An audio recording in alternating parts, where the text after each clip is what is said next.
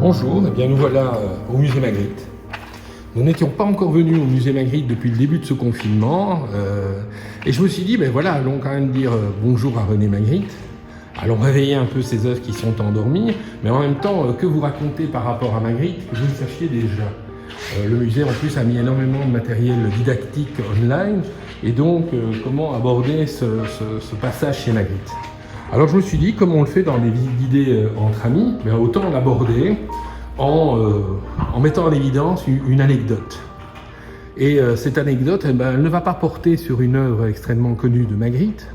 Ça n'aura rien à voir avec les tableaux que vous voyez défiler, comme par exemple la mémoire que vous avez ici, qui est un dépôt de la communauté française, ni même le baiser, tableau qui a appartenu à Hergé, ou encore nos deux empires des Lumières, celui commandé par les musées royaux et vertical que vous avez sous les yeux, ainsi que celui horizontal qui vient de la collection Gion-Croët. Non, en fait, l'œuvre à laquelle nous allons nous intéresser, eh bien la voilà. Elle date de 1940 et elle s'intitule « Les Grandes Espérances ». Elle est un peu étonnante ici, parce que vous avez dans le coin supérieur droit l'Empire des Lumières qui se reflète dans la vitre, ce qui fait une sorte de superposition d'images qui est assez étonnante.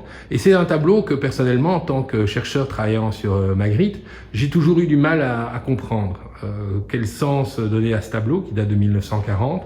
Méfiez-vous de son titre, il n'est pas dit que les grandes espérances aient un rapport avec la guerre, ni même que la guerre soit présente dans le sujet, même si on retrouvera eh bien, dans un tableau comme Le Retour, la même utilisation, la très belle utilisation d'ailleurs de la nuit étoilée que vous avez ici, et le tableau que vous avez sous les yeux. D'ailleurs vous voyez le grand arbre de l'Empire des Lumières qui essaye de se faufiler dans le tableau, et le sujet tel qu'il est développé ici est un peu étrange. C'est en fait ce grand arbre qui monte jusqu'en haut du cadre et qui semble lécher la partie supérieure du tableau, se détachant à travers son long tronc étique de ces deux petits arbres tassés, rablés. Alors faut-il y voir une critique sociale de l'artiste émacié qui a été victime de la crise comme Magritte l'a été dans les années 20, ou une critique de la bourgeoisie à travers ces arbres qui sont eux bien épais et bien gras. Je comprenais pas le sujet du tableau et d'ailleurs ce tableau n'a pas fait l'objet d'énormément de commentaires. Alors l'explication elle est venue en 2008 de la crise bancaire, enfin de manière indirecte. Il y avait un dîner qui était organisé au musée et j'étais assis à côté d'une dame charmante qui avait 90 ans, qui nous a quittés depuis, et en présentant ce tableau je pense à elle. Et elle nous a quittés depuis, mais elle avait un langage qui, comme souvent quand on fréquente des plus âgés, n'est pas un langage qui utilise les mêmes expressions idiomatiques que nous. Un exemple type, j'aime beaucoup par exemple lorsque je dialogue avec Pierre Alechinsky, l'entendre utiliser l'adjectif épatant. Alors épatant, Philippe Robert Jones l'utilisait aussi, les gens de cette génération l'utilisaient, c'est un adjectif que les quinquagénaires de mon style n'utilisent pas et que les trentenaires ou les teenagers considèrent comme appartenant à un langage totalement passé et désuet.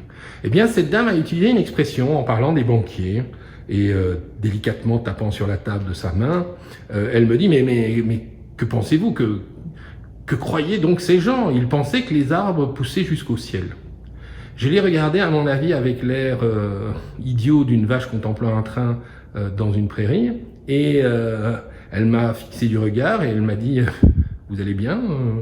J'ai dit « Vous savez, c'est extraordinaire, vous venez de me donner l'explication de quelque chose qui restait pour moi hermétique. » Et en prenant mon téléphone portable, je suis allé sur le site du musée, je lui ai montré le tableau. Et effectivement, c'est ce que vous avez sous les yeux.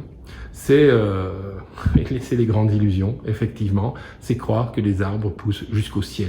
Et évidemment, pour quelqu'un comme Magritte, un arbre qui pousse jusqu'au ciel est un jeu de langage qui permet de réinventer et l'arbre et le ciel, en faisant du ciel, non pas cet infini étoilé que nous contemplons, mais bien une réalité matérielle que l'on peut toucher du doigt, plus exactement de la ramure. Et voilà. Simplement, à travers cette formulation, elle m'a donné une idée qui a été de regarder le catalogue raisonné de l'œuvre de Magritte et de voir le nombre d'expériences que Magritte a livrées de la sorte en prenant le langage quotidien et en le détournant, c'est-à-dire en le prenant au pied de la lettre. C'est d'ailleurs très amusant parce que c'est quelque chose qu'après-guerre, Boris Vian reprendra lorsque, dans l'écume des jours, Colin rentre dans une pharmacie, qu'il tend une ordonnance et que le pharmacien prend une petite guillotine pour exécuter l'ordonnance. C'est exactement le même principe et Magritte ici en donne une transposition qui est une transposition visuelle. La question reste entière, est-ce que les banquiers pensaient vraiment que les arbres montent jusqu'au ciel? Et celui de Magritte s'arrête juste avant. Voilà, eh bien, je vous invite à venir le voir dès que le déconfinement sera passé, dès qu'on pourra revenir dans le musée Magritte. Et d'ici là, bien, restez chez vous et soyez prudents, prenez soin de vous et de ceux qui vous entourent.